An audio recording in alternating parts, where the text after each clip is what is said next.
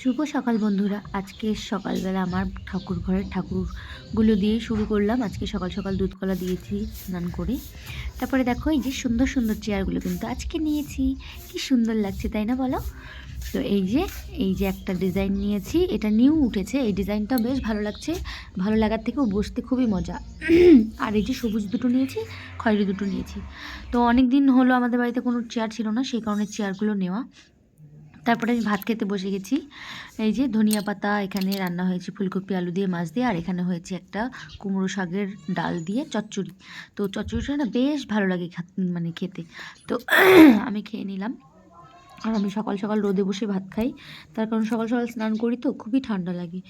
তো এই যে চচ্চড়িটা খাচ্ছি, এতটা টেস্টি না চচ্চড়িটা, কি বলবো তোমাদেরকে, দারুণ টেস্টি।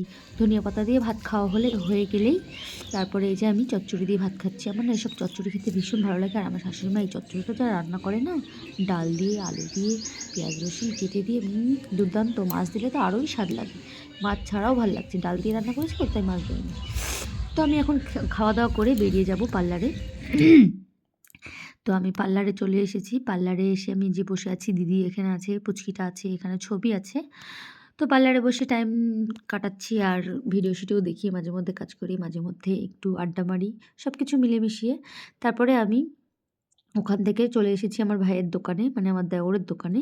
তো ভাই একটু বাড়িতে গেল ভাত খেতে, তো আমাকে বললো তুমি কিছুক্ষণ থাকো দোকানে, আমি বাড়ি থেকে খাওয়া দাওয়া করে স্নান করে তারপরে আসবো।